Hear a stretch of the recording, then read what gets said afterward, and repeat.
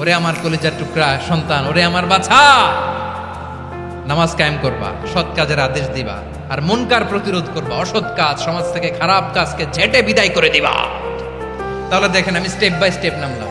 পুরা উম্মার দায়িত্ব, জমিনের উত্তরাধিকারী আল্লাহ যাদেরকে বানিয়েছেন সরকার, তাদের দায়িত্ব, প্রতিটি ফ্যামিলির প্রধানের দায়িত্ব, এরপরে বিশ্বনবী বলেন সচেতন প্রতিটি মুসলিমের দায়িত্ব সমাজ থেকে মুনকারকে উৎখাত করা।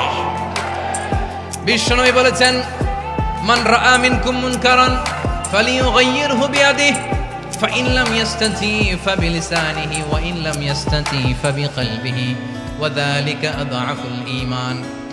সমাজে যে মুনকার দেখবে, খারাপ কাজ দেখবে, সেজন্য হাত দিয়ে সেটাকে থামায়। কি দিয়ে? আপনাদের তো হাত নাই না? হাত আছে, হাত আছে। ওরা যেই হাত দিয়ে অন্যায় করে ওইটা প্রতিরোধের জন্য আমাদেরও হাত আছে না নাই? থামাতে হবে, থামাতে হবে, থামাতে হবে।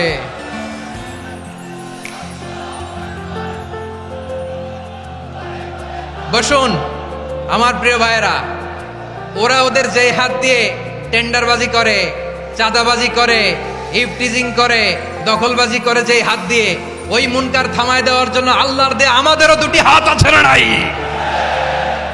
আমাদেরও হাত আছে।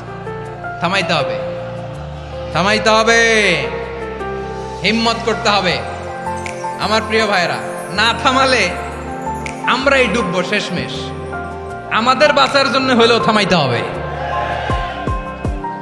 রব্বুল আলামিন বলেন ওয়াত্তাকু ফিতনাতাল লা তুসিবান্নাল্লাযীনা যালামু মিনকুম খাসসা।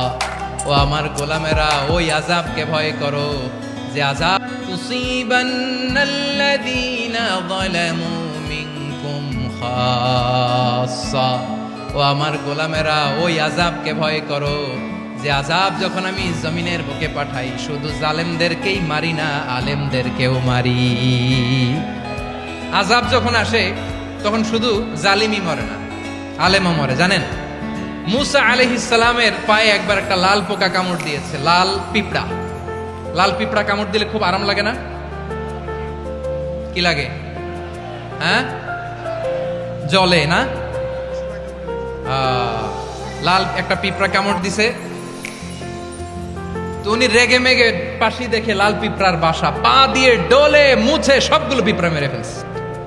এই ঘটনাটা আল্লাহ ঘটিয়েছেন এজন্য মুসা আলাইহিস সালাম ছিলেন কালিমুল্লাহ, সরাসরি আল্লাহর সাথে কথা বলতেন। তিনি আল্লাহকে জিজ্ঞেস করেছিলেন, আল্লাহ তুমি যখন কোনো জনপদে আযাব পাঠাও, শাস্তি দাও, ওখানে পাশি দেখে লাল পিঁপড়ার বাসা, পা দিয়ে ডলে মুছে সবগুলো পিঁপড়া মেরে ফেলছে। এই ঘটনাটা আল্লাহ ঘটিয়েছেন এজন্য মুসা আলাইহিস সালাম ছিলেন কালিমুল্লাহ, সরাসরি আল্লাহর সাথে কথা বলতেন। তিনি আল্লাহকে জিজ্ঞেস করেছিলেন, আল্লাহ তুমি যখন কোনো জনপদে আযাব পাঠাও, শাস্তি দাও, ওখানকার শুধু জালেমরাই তো মরে না, ভালো মানুষগুলাও মরে, তো আযাব দিবা মুশরিকদের উপর দিবা, অবাধ্যদের উপর দিবা, ভালো মানুষগুলারে মারো কেন? আল্লাহ বললেন, মুসা তোমার যে কামড় দিছিল পায়ের মধ্যে পিঁপড়া, কয়টা পিঁপড়া? জোরে বলেন। একটা পিঁপড়া, তো সবগুলারে মারলা কেন? রেগে মেগে পুরো পিঁপড়ার বাসা ভেঙে ম্যাসাকার করলা কেন?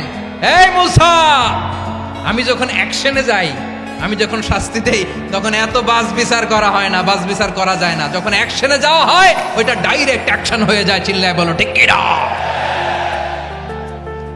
এজন্য আমাদের বাঁচার জন্য হলেও এই পাপ থামাতে হবে, এই শয়তানের অট্টহাসি থামাতে হবে, অন্যায় অপরাধ সমাজ থেকে আমাদের থামাতে হবে। কারণ আযাব ফাহশা ওয়া ইয়ানহা আনিল ফাহশা, আল্লাহ তাআলা অশ্লীলতাকে নিষেধ করেছেন। কোন জিনিসকে? সবাই বলুন কোন জিনিসকে? যত ধরনের, যত টাইপের, যত ক্যাটাগরির অশ্লীলতা হতে পারে সব অশ্লীলতাকে হারাম করেছেন কে? ফাহশা মানে কি? কথায়, কাজে, আচরণে, কমেন্ট, ফেসবুকের কমেন্টসে যত ধরনের নোংরামো আছে, যত ধরনের অশ্লীলতা আছে, এটাকে আরবিতে বলে ফাহশা। এটাকে কি বলে? রাব্বুল আলামিন বলেন, কুল ইন্নামা হাররামা রাব্বিয়াল ফাওয়াহিশা মা যাহারা মিনহা ওয়া মা বাতান। ও নবী আপনি বলে দেন, আমার রব প্রকাশ্য অপ্রকাশ্য, স্পষ্ট কিংবা অস্পষ্ট, দৃশ্যমান কিংবা অদৃশ্যমান সব অশ্লীলতাকে হারাম করেছেন। সব ধরনের অশ্লীলতা হারাম, সব ধরনের। আল্লাহ তাআলা আমাদেরকে অশ্লীলতা থেকে বাঁচান। অশ্লীলতা থেকে তিনি আমাদেরকে হেফাজত করুক, পড়েন আমিন। এবার বলেন, আমাদের সমাজে অশ্লীলতা আছে না নাই? চট্টগ্রামে নাই? আমি কই নাই, ওনারা বলে আছে। দেখছেন, আমি সামহাও বাঁচায় দেওয়ার ট্রাই করতেছি, আমি সামহাও বাঁচায় দেওয়ার ট্রাই করতেছি, ওনারা বলে আছে। অশ্লীলতা নানা ভাবে, নানা নামে, নানা মোড়কে আমাদের সমাজে আছে না নাই? সংস্কৃতির নামে, ফ্যাশনের নামে, বিনোদনের নামে, উপন্যাসের নামে, কনসার্টের নামে অশ্লীলতা আছে না নাই? আপনি দেখেছেন কনসার্টগুলোর অবস্থা? এই যে আতিফ আসলাম যে আসছে আমাদের দেশে, তারপর কে কে আসছে, আমাদের তরুণ তরুণীরা, আমাদের যুবক যুবতীরা, আমাদের জেনজিরা, কি অবস্থা ওইখানে? হ্যাঁ, কি অবস্থা? কে বাঁচাবে ওদের? কে রক্ষা করবে ওদের ইমানের, ওদের চরিত্রের হেফাজতের গ্যারান্টি কে দিবে? কনসার্টের নামে অশ্লীলতা আছে না নাই? ছেলে মেয়ে একে অপরকে জড়ায় ধরতেছে, একে অপরকে চুমো খাচ্ছে প্রকাশ্যে, দিবালোকে, গণমানুষের সামনে। আল্লাহ তাআলা এই অশ্লীলতা থেকে আমাদেরকে বেঁচে থাকতে বলেছেন, বেঁচে থাকতে বলেছেন। রূপালী জগতের নামে অশ্লীলতা আছে না নাই?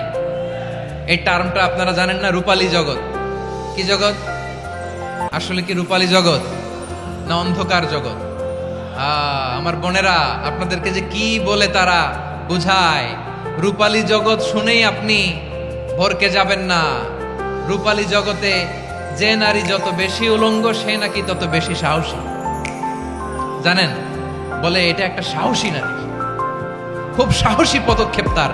যত বেশি শরীর থেকে কাপড় নামাতে পারবে, যত বেশি বস্ত্রহীন হয়ে নিজেকে প্রেজেন্ট করতে পারবে, সে নাকি তত বেশি সাহসী। আমার চট্টলার ভাইয়েরা, শয়তানের প্রথমে এজেন্ডা ছিল বনি আদমকে বস্ত্রহীন করা। সে আদম এবং হাওয়া আলাইহিস সালামকে নিষিদ্ধ গাছের ফল খাইয়ে তাদেরকে বস্ত্রহীন করেছে। এই জামিনেও সে আমাদেরকে বস্ত্রহীন করতে চাইবে। এই রূপালী জগতের নামে তারা এটা করে। আমার প্রিয় বোনেরা, আপনি জানেন না আপনার দাম কত। ওরা আপনাদেরকে বিজ্ঞাপনের সস্তা পণ্য বানাতে চায়। ওরা আপনাদেরকে ওদের ভোগের লিপসার টুলস বানাতে চায়। ওরা আপনাদেরকে দিয়ে ওদের খায়েশ পূরণ করতে চায়। এটা আপনাদের জন্য মোটেও ডিগনিটি নয়, এটা আপনাদের জন্য সম্মান নয়। আপনার সম্মান শালীনতায়, আপনার সম্মান হেজাবে, আপনার সম্মান ভদ্রতায়, আপনার সম্মান আপনার ডিসেন্ট পোশাকে। পোশাক বলে দেয় এই নারীটা ভদ্র না অভদ্র। পোশাক বলে দেয় এই মেয়েটা কোন ঘরের মেয়ে। আওয়াজ করে বলেন ঠিক কিনা? আপনি জানেন না, আপনার এই সস্তা পণ্য বানায়, ভোগের পণ্য, বিলবোর্ডে আপনাকে উলঙ্গ করে উপস্থাপন করে। এই অশ্লীলতার সাথে ইসলামের কোনো সম্পর্ক। এজন্য আল্লাহ বলেন, আমি অশ্লীলতাকে হারাম করেছি। অশ্লীলতাকে হারাম করার প্রথম কারণ হলো এর মাধ্যমে মানবতাকে অপমানিত করা হয়। কারণ মানুষের সম্মান মানুষের পোশাকে। মানুষ যখন পোশাকহীন হয়ে যায়, বস্ত্রহীন হয়ে যায়, তার সম্মান কমে যায়, ঠিক কিনা? অশ্লীলতাকে হারাম করার প্রথম কারণ হচ্ছে মানুষ মানুষকে অপমান করে। একটা নারী, সে তো সম্মানিত। নারী যে কত সম্মানিত, নারীর এটা বুঝেই নাই। বিশ্বনবী বলেন, আর দুনিয়া কুল্লুহা মাতা ওয়া খায়রু মাতা'আদ দুনিয়া আল মারআতুস সালিহা। আমার বোনেরা, 5টা প্যান্ডেলে আপনারা এলইডিতে আমার আলোচনা শুনছেন, আমি জানি। আপনাদের এই গর্ভ যে কত দামি আপনি জানেন না। আপনার পেট থেকেই আসবে আগামী দিনের সালাহুদ্দিন আল আইয়ুবী। আপনার পেট থেকেই আসবে অনাগত দিনের ইমাম মাহদী আল মুনতাজার। আপনার পেট থেকেই আসবে অনাগত দিনের ফয়সাল, ওয়াসিম, মুগ্ধ, আবু সাইদের মতো বীর যোদ্ধা।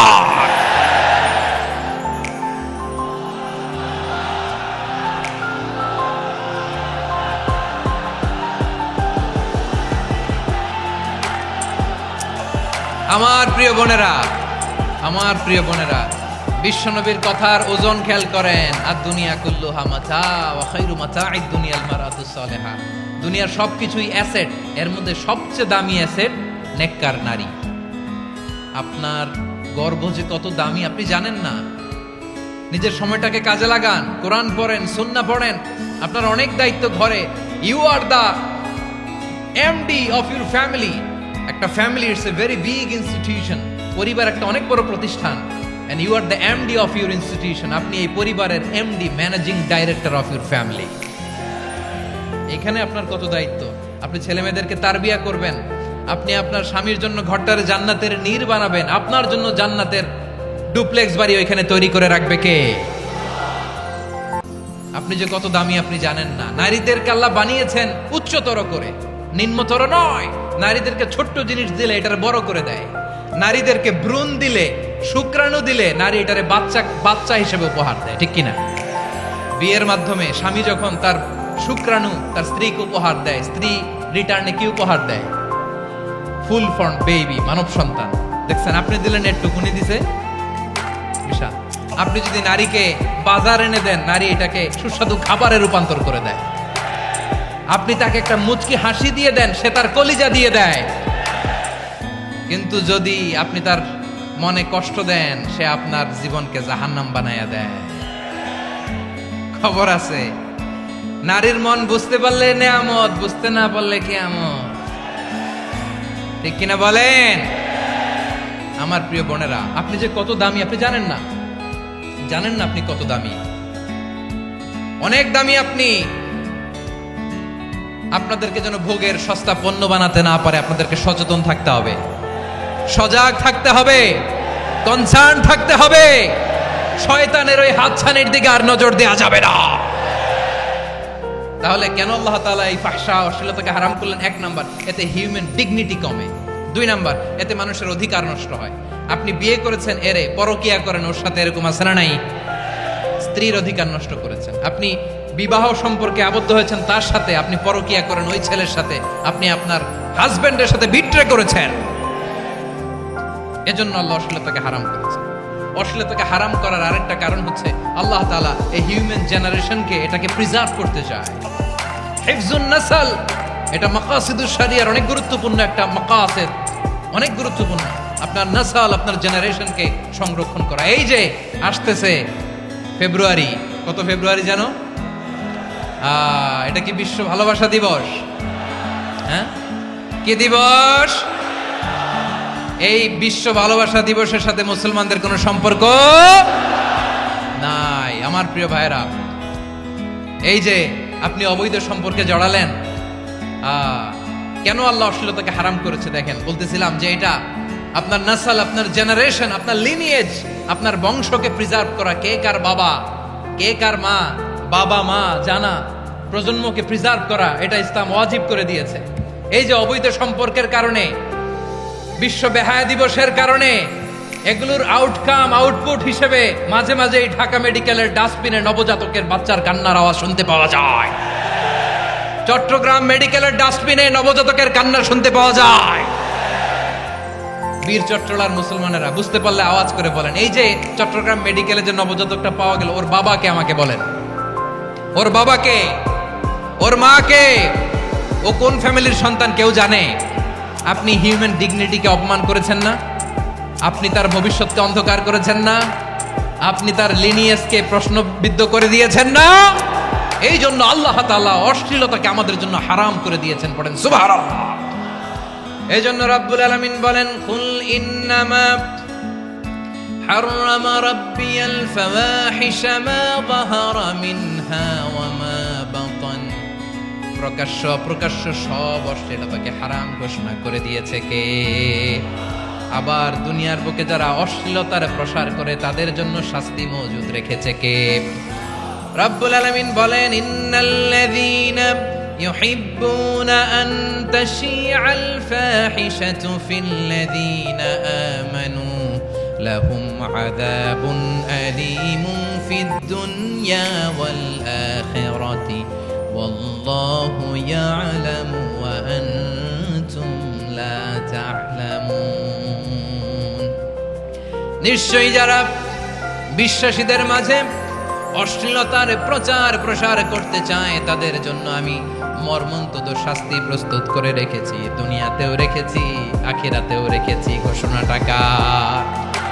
যারা এই নাটকের নামে, সিনেমার নামে, রূপালী জগতের নামে, মুভির নামে, ওটিটি প্ল্যাটফর্মের নামে আমার সমাজে অশ্লীলতা ছড়াতে চায়, তাদের জন্য কঠিন মর্মন্তুদ শাস্তি মজুদ রেখে দিয়েছে কে? ও আমার বোনেরা, এখনো আপনি জাগবেন না? এখনো আপনার চিন্তার দুয়ারে এখনো নাড়া পড়ে নাই? ওরা আপনাকে উলঙ্গ বানাতে চায়, ওরা আপনাকে আইটেম গার্ল বানাতে চায়। এজন্য ইসলাম অশ্লীলতাকে হারাম করেছে। হারাম। ইসলাম বলেছে যোজন যোজন দূরে থাকো, ওরা বলে না কাছে আসো, কাছে আসার গল্প, ক্লোজ আপ ওয়ান, কাছে আসার গল্প আছে না নাই? চট্টগ্রামে তো এগুলো নাই মাশাআল্লাহ। হ্যাঁ, এখানেও আছে ক্লোজ আপ ওয়ান, কাছে আসার গল্প। আল্লাহ বলেন ওয়ালা তাকরাবুজ জিনা, কাছেও এসো না, জিনা থেকে যোজন যোজন কিলো দূরে থাকো, ওরা বলে কাছে আসার গল্প। আমার বীর চট্টলার ভাইয়েরা, কাছে আসতে হলে আমরা কোরআনের কাছে আসব, কাছে আসতে হলে নবীর কাছে আসব, কাছে আসার গল্প হবে আমার রবের কাছে আসার গল্প। চিল্লায় বলো ঠিক কিনা?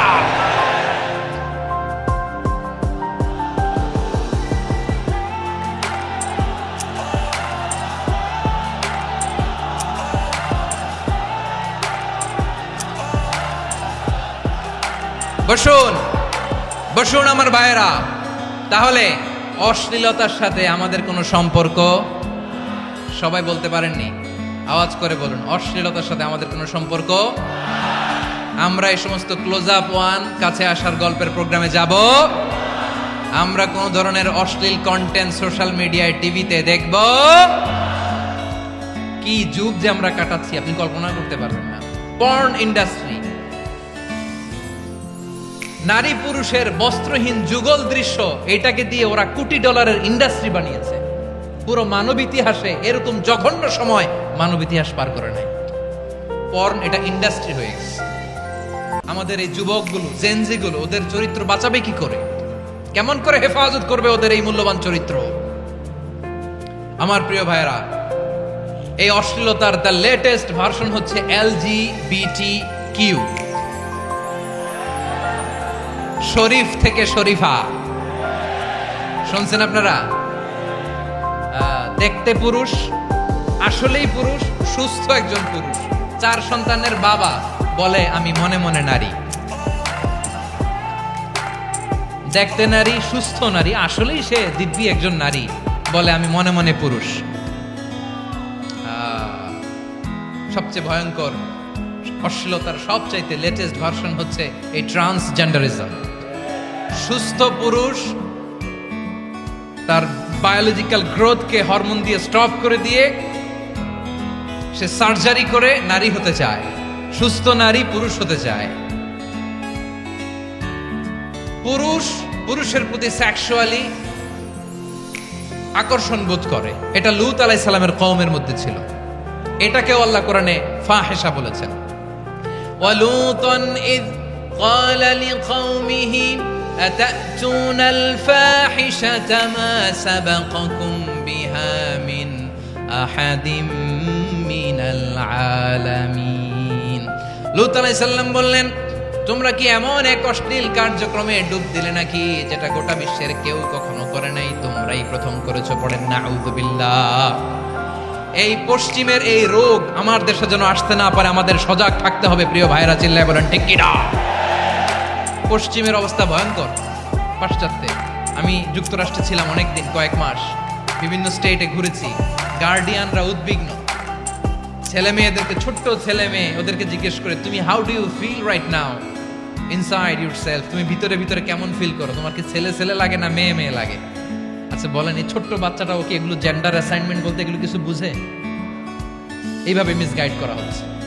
কৌতূহল বশত ছোট্ট ছেলে যদি বলে আমার তো মেয়ে মেয়ে লাগে, তখন বলে যে না তুমি মেয়ে, ছেলে না। মা বাবা বাধা দিলে ওকে আলাদা গভর্নমেন্ট হাউসে নিয়ে যায়। ভয়ঙ্করতম অবস্থা। আমরা একটা সময় শুনতাম যে হুজুর আমার ছেলেটা খুব ভালো, হাফেজে কোরআন, আল্লাহওয়ালা। হুজুর আমার ছেলে দাড়ি রাখছে, আল্লাহওয়ালা।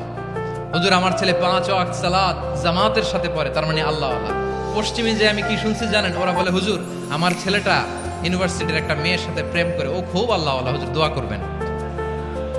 এর কারণ ওদের কাছে আল্লাহওয়ালার ক্রাইটেরিয়া হচ্ছে হুজুর আমার ছেলেটা আরেক ছেলের পছন্দ করে নাই, আমার মেয়েটা আরেক মেয়েকে ভালোবাসে নাই, এজন্য আমার ছেলেটা আল্লাহওয়ালা, হুজুর ওর জন্য একটু দোয়া করে দিয়েন।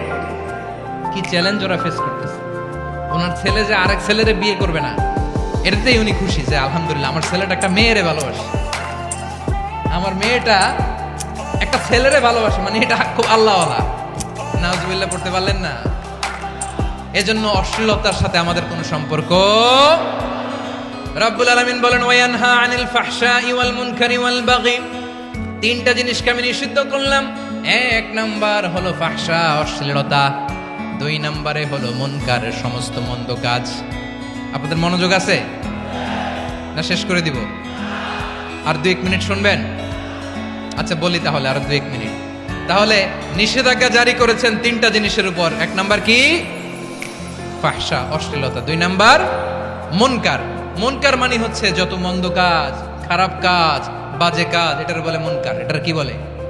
আপনারা পড়ছেন না তা'মুরুনা বিল মা'রুফি ওয়া তানহাউনা আনিল মুনকার। ভালো কাজের আদেশ, সৎ কাজের আদেশ, অসৎ কাজের নিষেধ। মুনকার, মুনকার হচ্ছে মানুষের স্বাভাবিক বিবেকবোধ যেটাকে খারাপ বলে, ওইটাই মুনকার। পৃথিবীর সব আসমানি গ্রন্থ যেটাকে খারাপ বলেছে, মানুষের স্বাভাবিক বিবেকবোধ যেটাকে খারাপ বলেছে, এগুলো সব মুনকার। যেমন ইফটিজিং, এটা কি ভালো না খারাপ? মজুদদারি, খাদ্যে ভেজাল দেওয়া, ওজনে কম দেওয়া, মাছে ফরমালিন মিশানো, চাঁদাবাজি, টেন্ডারবাজি, দখলবাজি, এগুলো আমাদের স্বাভাবিক বিবেকেই বলে এগুলো খারাপ, এগুলো হচ্ছে মুনকার। আল্লাহ তাআলা এই মুনকার থেকে আমাদেরকে বেঁচে থাকতে বলেন, আর শয়তান এই মুনকারের প্রতি আমাদেরকে উদ্বুদ্ধ করে।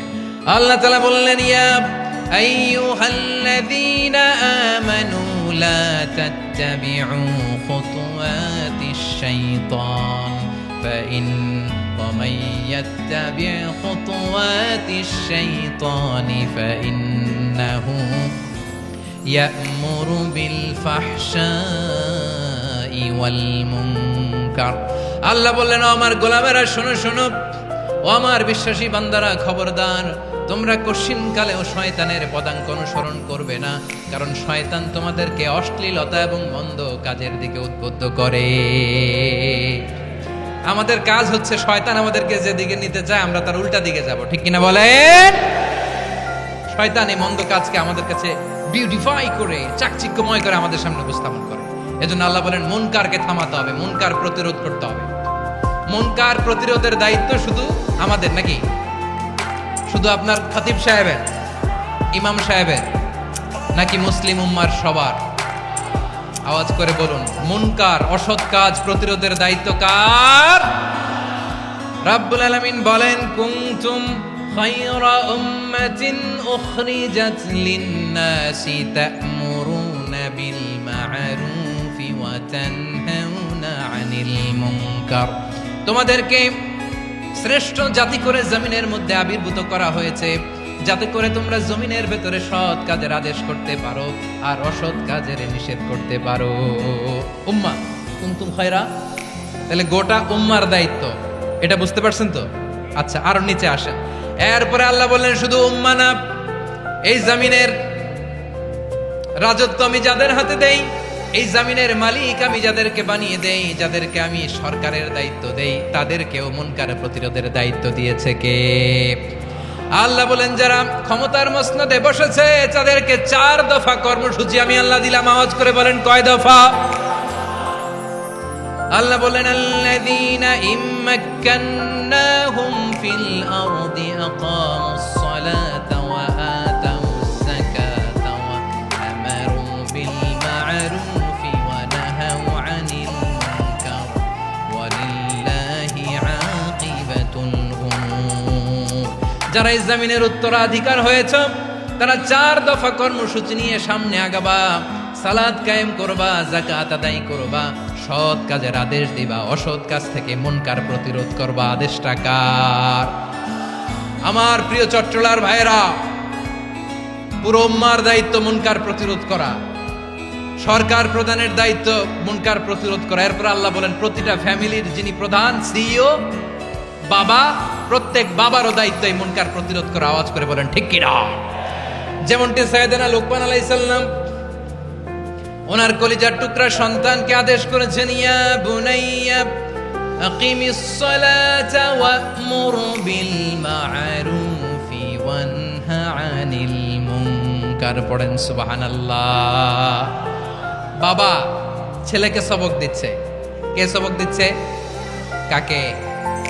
লুকমান আলাইহিস সালাম ছেলেকে বলতেছে, ওরে আমার কলিজার টুকরা সন্তান, ওরে আমার বাছা, নামাজ কায়েম করবা, সৎ কাজের আদেশ দিবা, আর মুনকার প্রতিরোধ করবা, অসৎ কাজ, সমাজ থেকে খারাপ কাজকে ঝেঁটে বিদায় করে দিবা।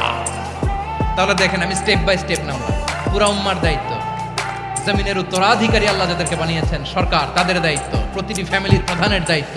এরপরে বিশ্বনবী বলেন সচেতন প্রতিটি মুসলিমের দায়িত্ব সমাজ থেকে মুনকারকে উৎখাত করা। বিশ্বনবী বলেছেন, মান রাআ মিনকুম মুনকারান ফালিয়ুগাইয়িরহু বিয়াদিহি ফাইন লাম ইয়াস্তাতি ফাবিলিসানিহি ওয়া ইন লাম ইয়াস্তাতি ফাবিকলবিহি ওয়া যালিকা আযআফুল ঈমান। সমাজে যে মুনকার দেখবে, খারাপ কাজ দেখবে, সে যেন হাত দিয়ে সেটাকে থামায়। কি দিয়ে? আপনাদের তো হাত নাই না? হাত আছে, হাত আছে। ওরা যেই হাত দিয়ে অন্যায় করে ওইটা প্রতিরোধের জন্য আমাদেরও হাত আছে না নাই?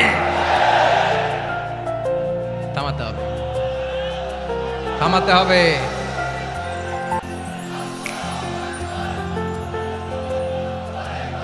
বসুন আমার প্রিয় ভাইয়েরা, ওরা ওদের যেই হাত দিয়ে টেন্ডারবাজি করে, চাঁদাবাজি করে, ইফটিজিং করে, দখলবাজি করে, যেই হাত দিয়ে, ওই মুনকার থামায় দেওয়ার জন্য আল্লাহর দিয়ে আমাদেরও দুটি হাত আছে না নাই? আমাদেরও হাত আছে। থামাইতে হবে, থামাইতে হবে, হিম্মত করতে হবে।